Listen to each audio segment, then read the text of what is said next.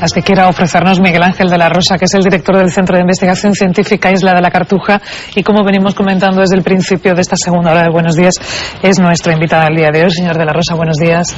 Hola, buenos días. Y bienvenido, como en otras ocasiones, Miguel Ángel, a Encantado de estar aquí con este espacio. Bueno, estábamos hablando al final de la tertulia sobre la Expo 92, y precisamente es que el Centro de Investigaciones Científicas Isla de la Cartuja se sitúa, pues como su propio nombre indica, en esa isla, es decir, formó parte del después, del que tanto se hablaba, de qué es lo que va a pasar con estos terrenos de la Expo, qué es lo que va a ocurrir con estos pabellones. Bueno, pues entre otras cosas, este parque de Cartuja 93, en el que se haya ubicado el Centro de Investigaciones Científicas. Sí, de hecho nosotros fuimos avanzadillos o pioneros en la colonización de la isla. Nosotros llegamos en el año 96, después de los primeros años después de la Expo, en que había una cierta incertidumbre política en cuanto a qué destino darle a la isla de la Cartuja. La Junta de Andalucía, junto con la Universidad de Sevilla y el Consejo Superior de Investigaciones Científicas, decidieron crear allí un centro de investigación que acoge a 3 institutos de bioquímica vegetal y fotosíntesis, de investigaciones químicas y de ciencia de materiales. Los 3 institutos conforman el Centro Isla de la Cartuja, que por cierto estamos en el pabellón de donde salía la cabalgata, en la Expo del 92. Este centro, como está comentando Miguel Ángel, realmente ha sido posible gracias al acuerdo entre instituciones. ¿Esto se realiza con armonía y sin interferencias políticas, señor de la Rosa? Sí, por supuesto, o sea, en magnífica armonía, y de hecho llevamos allí desde el año 96 hasta ahora sin ningún tipo de problemas en absoluto. Al contrario, creo precisamente esa sinergia entre instituciones, entre la agencia estatal CSIC, la Universidad de Sevilla y el Gobierno autónomo, es un buen ejemplo de que cuando las cosas se hacen con una buena planificación a largo plazo, como ha sido el Centro de Investigaciones de la Isla de la Cartuja, al final los rendimientos están ahí encima de la mesa. Ahora están en la ampliación del edificio, que presumiblemente para este año podría estar terminado, pero estamos en una época un poco complicada. No sé si los recortes también van a afectar, ahora hablaremos de la investigación y la ciencia en general, y especialmente aquí en Andalucía, pero si van a afectar también a la construcción de ese edificio. Sí, es cierto que estamos en una época de recortes, en una época donde no es fácil sacar los proyectos que se habían planificado en una época de vacas gordas, por así decirlo, y que luego poco a poco pues ha habido que ir sobre la marcha haciendo ciertos reajustes. Pero sí, yo tengo la confianza, la seguridad y la palabra de las instituciones de que el nuevo edificio se terminará. Son unos 6.000 metros anexos al edificio actual, y eso es una buena prueba de que durante estos años lo hemos estado haciendo bien. Es un centro que, como ya decía antes, empieza el año 96 y al poco tiempo, al cabo de 10 años, se nos queda pequeño, y entonces se decide, de común acuerdo nuevamente entre las instituciones, la ampliación del centro. Yo comentaba al principio de esta segunda hora de Buenos Días, hemos aparecido de nuevo en la revista Science, hablando, que es una de las más prestigiosas, de las más conocidas también dentro del mundo científico, hablando de los recortes en investigación en nuestro país y ese presumible éxodo de científicos, eso que se suele llamar la fuga de cerebros. ¿Qué siente Miguel Ángel de la Rosa cuando lee estas cosas? Bueno, pues preocupación, lógicamente. Preocupación porque la situación es difícil. Formar científicos no es nada fácil, es decir, recortes en ciencia no es lo mismo que recortar, por ejemplo, en obras públicas, en el sentido de que si en un puente determinado, si no hay dinero, pues se queda a la mitad, cuando haya dinero se vuelve a construir. En el caso de la ciencia, formar científicos es una tarea de muy largo plazo. Para que un científico realmente empiece a actuar como jefe de grupo y empiece a rendir y tenga sus propios equipos de investigación, eso puede ser una tarea de 15 a 20 años. Con lo cual, yo no diría tanto fuga de cerebros, sino el no tener la capacidad de recuperar a aquella gente joven que ahora mismo está formándose en el extranjero. Creo que casi es más grave esa situación de que tenemos, el país como tal ha invertido muchos fondos públicos para formar a esta serie de personas que han hecho su doctorado, que están formándose en el extranjero, en las mejores universidades del mundo y centros de investigación, y que ya estamos sufriendo las consecuencias de no tener fondos para acogerlos, y que lógicamente creen la vuelta a España y que lógicamente pues creen sus propios grupos, ¿no? Porque los recortes desde luego en ciencia e investigación no son nada nuevo. Es verdad que este año en este presupuesto son especialmente dolorosos porque alcanzan en torno al 26%, cerca del 26%, pero ya en 2011, el año pasado, en 2010 también hubo recortes más escuetos, pero los hubo, e incluso la congelación en el año 2009, ¿no?, del presupuesto para investigación y ciencia. Ya me está diciendo a qué afecta muy directamente, pero ¿a qué otras cosas afecta y qué retroceso en años puede haber en lo que a investigación se refiere?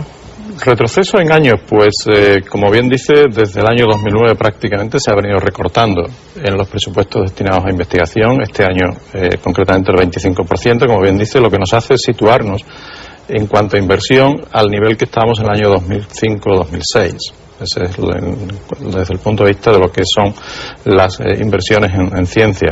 Luego también hay un problema importante, es que hay un efecto arrastre considerable en el sentido de que normalmente los proyectos de investigación son a varios años, 3, 4 años vista, y eso quiere decir que hay mucho dinero comprometido ya de años anteriores, con lo cual cada vez va quedando menos dinero para nuevos proyectos de investigación. Es decir, es una progresión que tenemos ahí que lógicamente nos está empezando a preocupar de manera muy seria.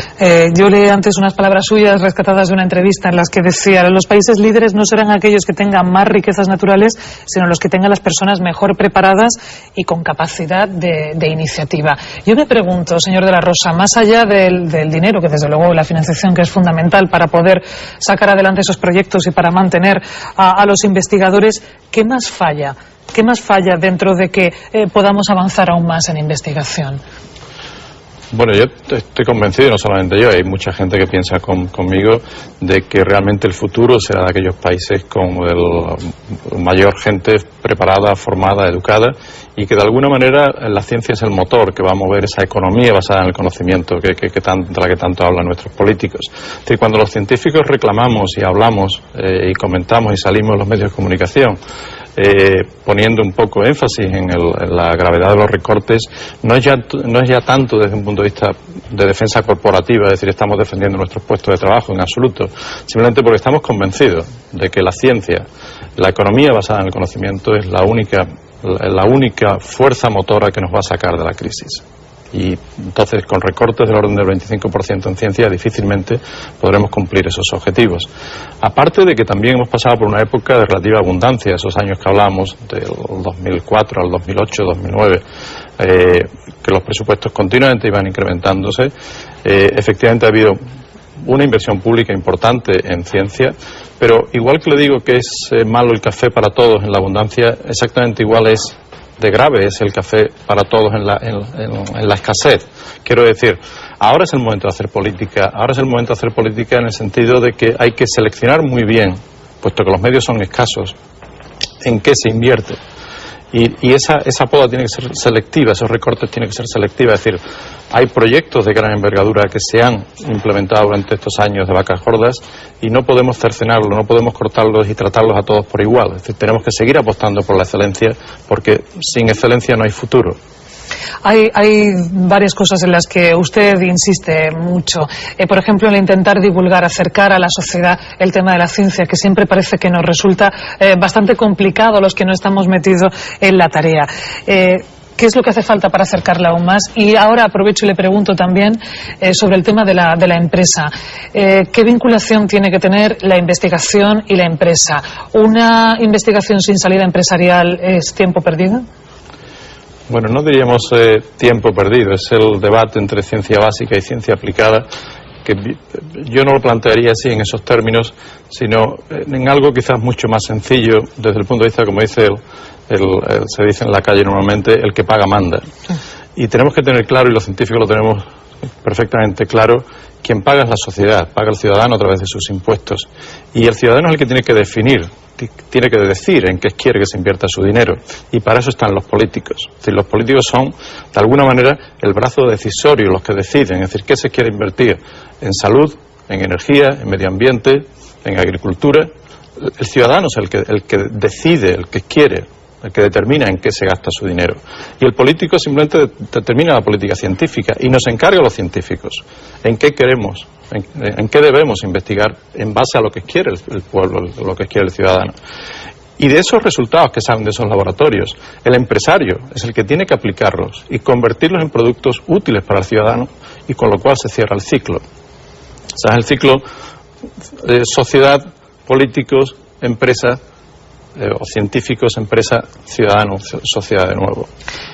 Usted es también presidente de la Sociedad Española de Bioquímica y de Biología Molecular. No sé si en calidad de esta presidencia se ha reunido, ha mantenido algún contacto con el Gobierno, en concreto con la Secretaría de Estado de Investigación. Sí, hemos tenido bastantes reuniones, tanto con la ministra anterior, Cristina Garmendia, como con la secretaria de Estado actual, Carmen Vela, que por cierto estuvo aquí el viernes pasado presidiendo la entrega de premios del Centro de Cartuja a jóvenes investigadores con el patrocinio de Eurofoods, de la empresa, que creo que es un buen ejemplo de lo que puede ser el mecenazgo, la labor de mecenazgo por parte empresarial, que aquí en España desgraciadamente todavía no se estira demasiado.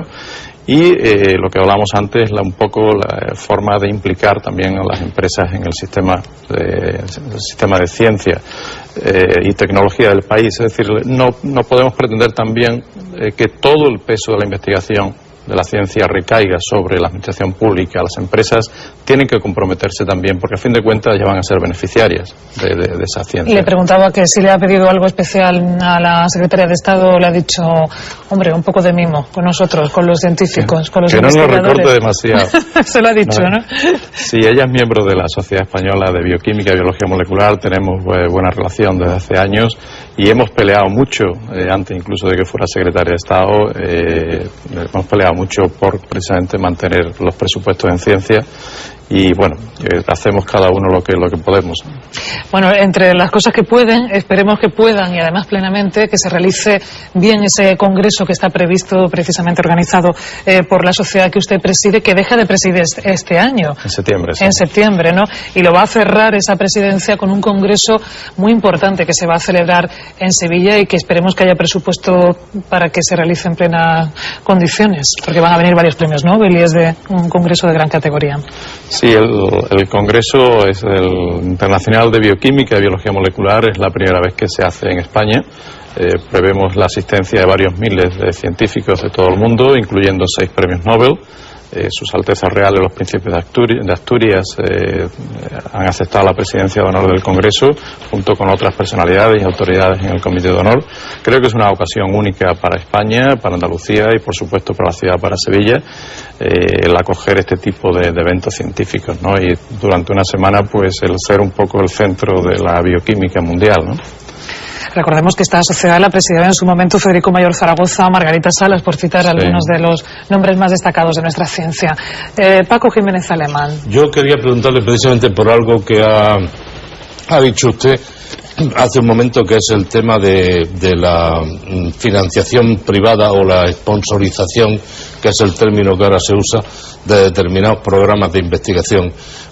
Esto seguramente en el futuro va a ir a más, llámese mecenazgo o de alguna otra modalidad. Lo que pasa es que yo creo que la ley todavía en España es insuficiente, ¿no? Ampara en escasa medida esta actividad. Pero yo creo que ante el recorte y sobre todo los que se han producido en materia de investigación, que son muy fuertes, como todos sabemos, el camino forzosamente tiene que ir por ahí. Yo no sé si a esa legislación le falta mucho o está en el horno.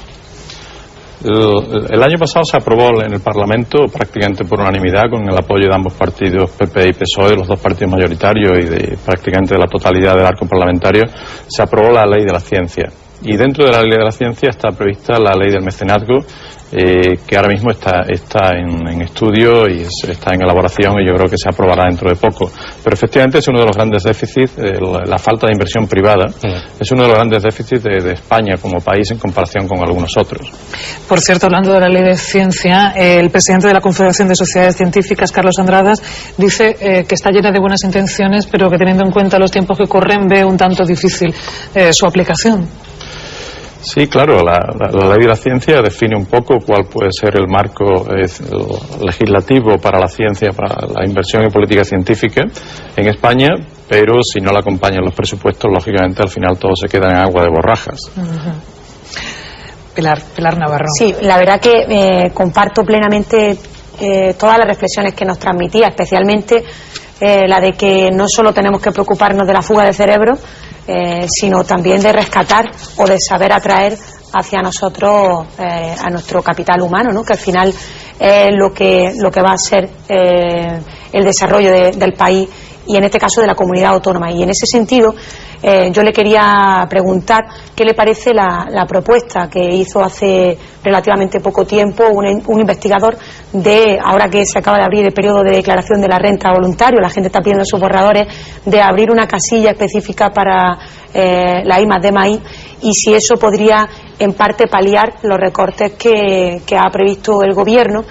Y por último, si se podría plantear a nivel andaluz algo parecido a lo que se hace con las becas Talentia en relación con los investigadores, para tener un compromiso de que iban a retornar y iban a revertir aquí todo el resultado de su bagaje y de sus investigaciones fuera, ¿no?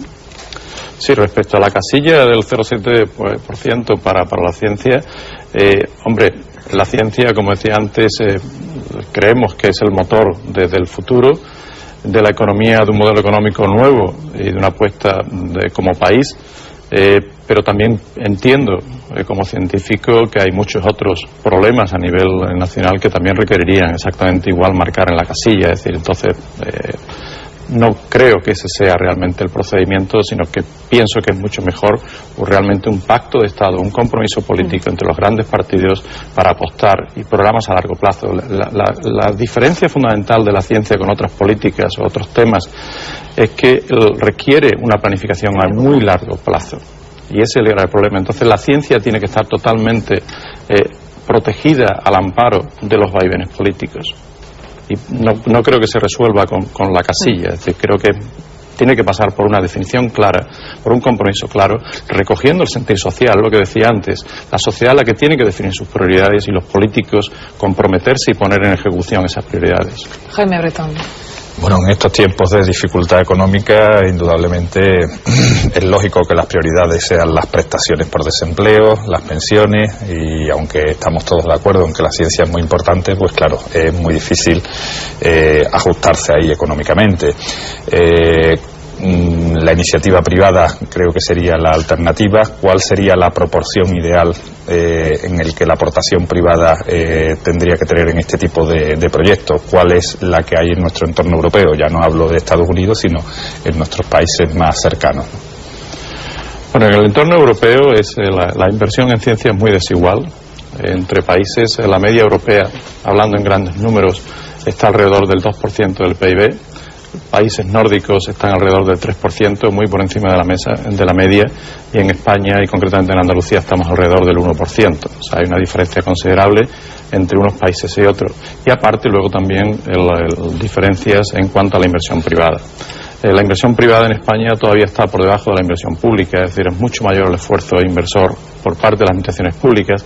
En España además tenemos un sistema relativamente complejo con las 17 comunidades autónomas que también tiene competencia en investigación y desarrollo, con lo cual en general, en conjunto de la Unión Europea, tenemos proyectos que se gestionan, se financian desde Bruselas, desde la Comisión Europea, otros a través del Plan Nacional de Investigación a nivel estatal, y luego hay otros a nivel autonómico. Es decir, en España tenemos un sistema excesivamente complejo y poco ágil, poco práctico, y provoca grandes desigualdades.